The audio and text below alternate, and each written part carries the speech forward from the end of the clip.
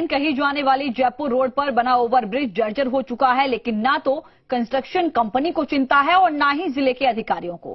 पिछले 8 महीने से ओवरब्रिज पर भारी वाहनों का आवागमन बाधित है। नतीजा, भारी वाहन घनी बस्ती से होकर गुजरते हैं, जिससे हमेशा हादसे का डर बना रहता है।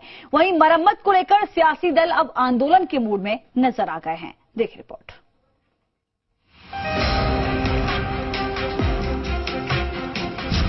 चूरू में भ्रष्टाचार की भेंट चढ़ा ओवरब्रिज।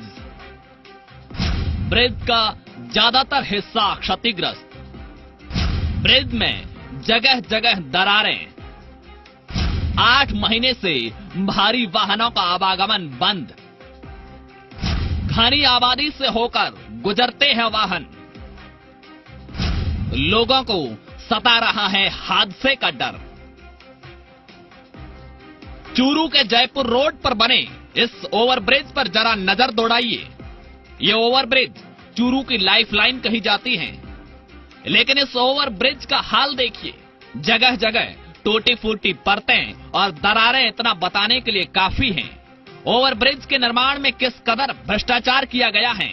ओवरब्रिज का निर्माण करने वाली गौतम कंस्ट्रक्शन कंपनी के इंजीनियरों ने ओवरब्रिज के क्षतिग्रस्त हिस्से को थोड़ी बहुत मरम्मत कर 2 पहिया वाहनों के चलने लायक तो बना दिया, लेकिन पिछले 8 महीने से ओवरब्रिज पर भारी वाहनों का आवागमन बंद है और इस वजह से भारी वाहनों को घनी आबादी से होकर 5 किलोमीटर अधिक दूरी तय करनी पड़ती है। अग्रसेन नगर पर बने रेलवे फाटक पर वाहनों की लंबी कतारें लग जाती हैं।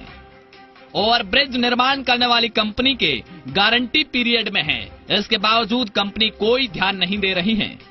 इसके लिए उच्च अधिकारियों को काफी बार सूचित कर रखा है और कलेक्टर साहब को पिछले फ्राइडे को पूरी जानकारी पीछे दे दी थी।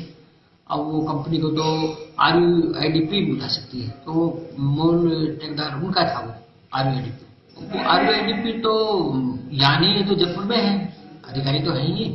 और उनको उन्होंने जांच रिपोर्ट भी भेजी और उन्होंने वो भी कहा कि हम करवाएंगे। चूरू का ये ओवरब्रिज अब राजनीतिक दलों के लिए भी मुद्दा बन चुका है। बीजेपी ओवरब्रिज के निर्माण के लिए आंदोलन की रणनीति बना रही है।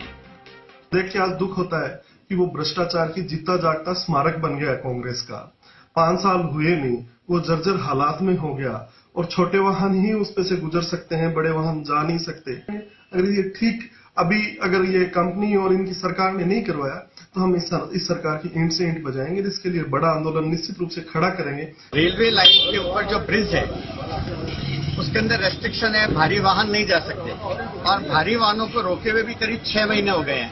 हमने पूरे जिले की भारतीय जनता पार्टी ने उनसे आग्रह किया है कि इसके बारे में जल्दी से जल्दी कार्रवाई हो और आम जन के लिए जो बसें हैं, ट्रक हैं, उन सबके जाने के लिए भी ये सुविधा, आम जनता का जो हक है उसको जल्दी मिले। ब्रिज का मरम्मत नहीं होने से जहां लोगों में गुस्सा है, तो वहीं किसी बड़े आंदोलन की आशंका को देखते हुए कलेक्टर ने ओवरब्रिज की मरम्मत के लिए लिखा है। जिला कलेक्टर ने भरोसा दिया है कि जल्द ही मरम्मत कार्य करवाकर ओवरब्रिज को भारी वाहनों के लिए खोल दिया जाएगा, लेकिन नतीजा अभी तक सिफर ही रहा है। अभी तक उसमें कोई कार्रवाई नहीं होने की वजह से हमने ACS मैडम को लिखा है कि इसमें इंटरव्यू की जरूरत है, क्योंकि ये जो ब्रिज है जिसमें जो हैवी व्हीकल्स को हमने अभी प्रतिबंध लगा के रखे हैं, वो एक घनी आबादी क्षेत्र से जाके आ रहे हैं, जिसकी वजह से उस आबादी क्षेत्र के लोगों की कुछ समस्याएं बार बार आ रही हैं। सोचिए हमारा सिस्टम कैसे काम करता है। पिछले 8 महीनों से ओवरब्रिज की मरम्मत नहीं होने से भारी वाहन घनी आबादी से होकर गुजर रहे हैं, जिससे हमेशा हादसों की आशंका बनी रहती है। इसके बावजूद भी अभी तक अधिकारी महज आश्वासन ही दे रहे हैं। कंस्ट्रक्शन कंपनी पर भी कोई कार्रवाई नहीं की गई है। ऐसे में ओवरब्रिज को लेकर जल्द ही बड़ा आंदोलन देखने को मिल सकता है। चूरू से जी मीडिया के लिए नरेंद्र राठौड़ की रिपोर्ट।